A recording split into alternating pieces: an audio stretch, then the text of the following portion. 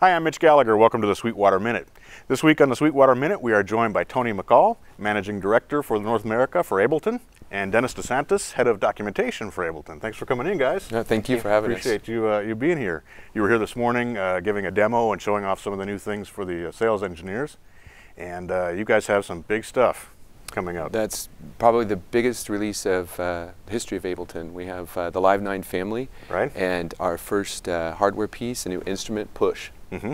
So Live 9 and Push, we're about a month out from the NAMM show as we're filming this. Correct. And that will be the official release of those two products? Not quite. Not quite? Q1 of 2013. Okay.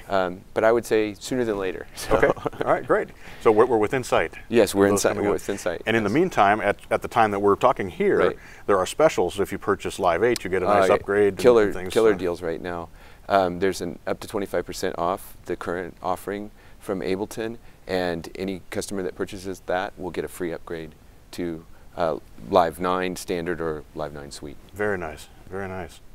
All right, Dennis, I think you're going to give us a demo here of some of the new features. Let's switch over and take a look at that. Hi, I'm Dennis DeSantis, the Head of Documentation for Ableton. I'm going to give you a quick look at some of the new features in Ableton Live 9, the latest version of the software. Let's take a look. So one of the new things we've added with Live 9 is the ability to convert audio clips directly into MIDI clips that play instruments on a new track. I'll show you an example of that. I have a beatbox recording here, which I'm going to convert drums to new MIDI track.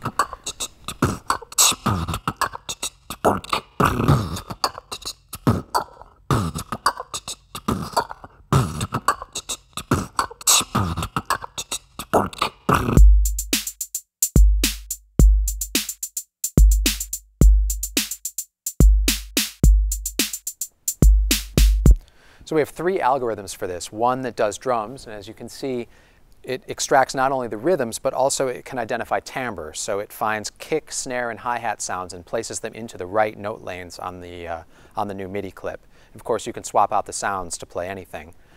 We also have a convert melody to new MIDI track command, which is designed for monophonic audio. You can sing or play guitar into it. And also a convert harmony to new MIDI track command, which is designed for polyphonic material, getting the chords out of a recording. Another thing we've done is completely rebuilt Live's browser.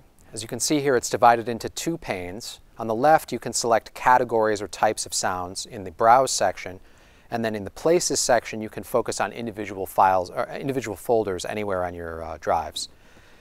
Also, one thing we've made it much easier now to preview sounds that come with Live. So as I move down through lists of Live presets, these are instrument rack presets, they give a preview sound immediately as you preview them. This saves a lot of time, so you don't have to load the sound before you get a chance to hear how it sounds. And the Suite edition of Live 9 comes with over 3,000 new instrument and drum racks, built by more than 40 premier sound designers from around the world. So it's a great collection of new sounds, as well as a great way of organizing them in Live's browser. Another new feature in Live 9, it's now possible to capture automation for parameter changes directly into Live Session View clips. So you can see here I have a set of automation data, and what this is controlling is parameters within this instrument in the track. So I can launch this clip, and you can see now the same kind of automation that used to be possible in Live's Arrangement View is now also a function of clips in Live Session View.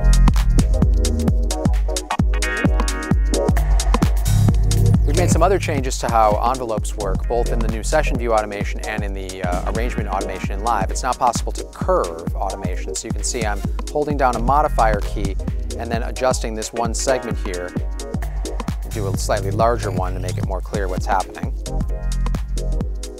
I can create convex and concave curves for any automation segment on any envelope anywhere in Live.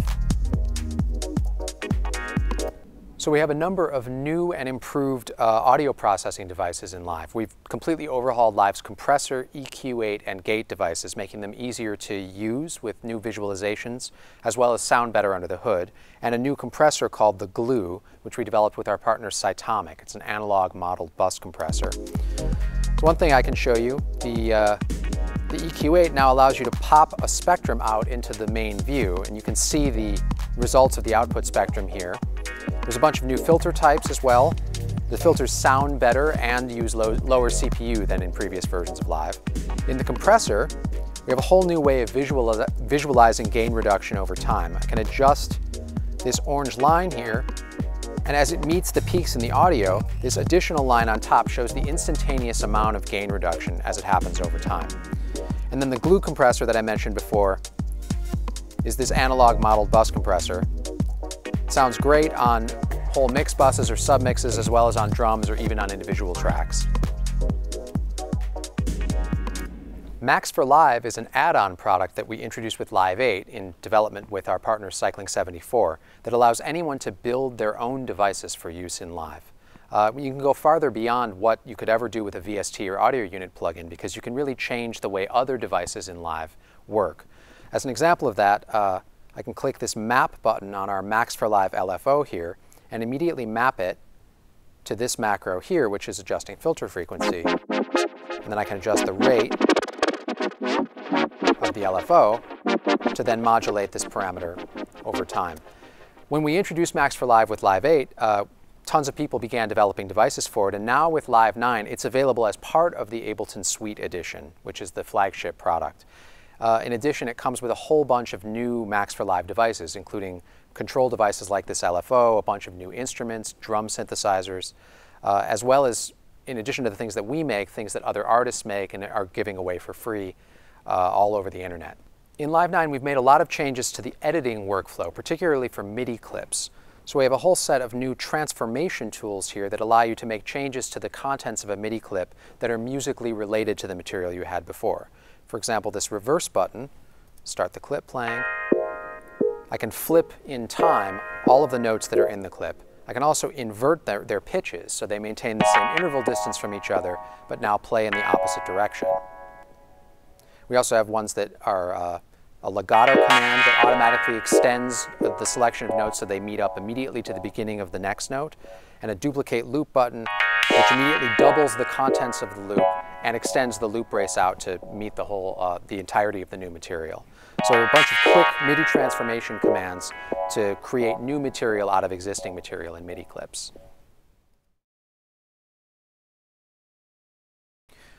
So with Push, we wanted an instrument that would allow you to create music without having to look at your computer. We've thought about the 4 fundamental things that you need to do to make a new piece of music. Deal with rhythm, deal with melody and harmony, deal with changing your sounds, and dealing with musical form, how you structure your musical ideas over time.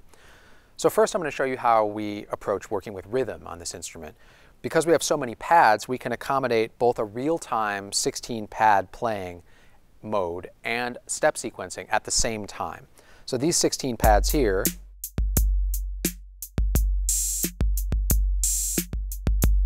work for playing in real time. These 16 pads to the right allow you to adjust the length of the loop that you're working on, and these 4 rows up here are for step sequencing. So the pad that I last played is selected for step sequencing.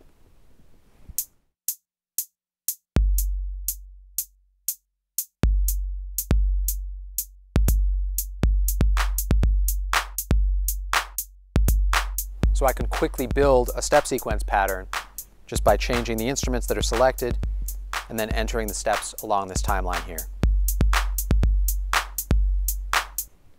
So for dealing with melody and harmony, when you have a pitched instrument selected, Push automatically reconfigures the pads to deal with pitches.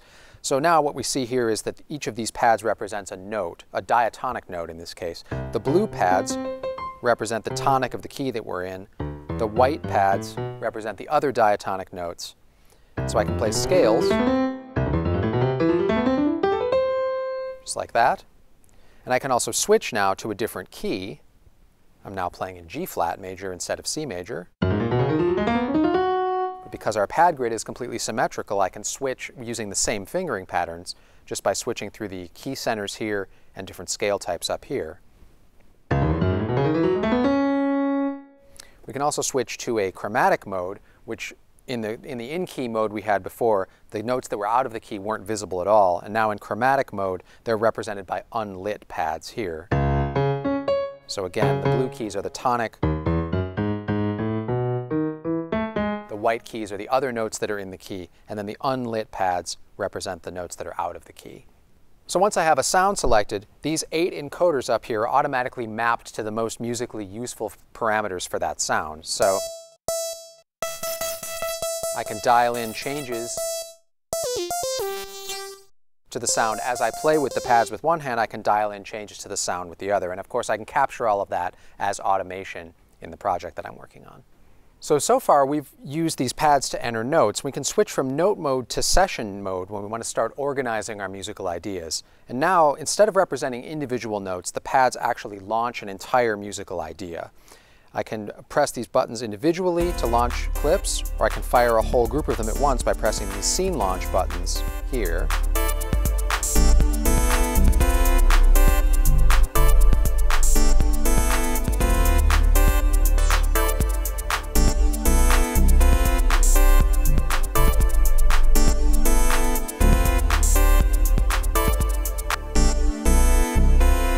So once I have built musical ideas using the note mode, I can use session mode to organize those musical ideas and start preparing a complete song from the stuff that I created in note mode. Tony, Dennis, thanks so much for coming in. Appreciate you guys being here, spending your time with us, and showing us the amazing new products, wonderful stuff coming up. Thank you, Mitch. Thank you, Sweetwater. I'm Mitch Gallagher. Thanks for joining me for the Sweetwater Minute.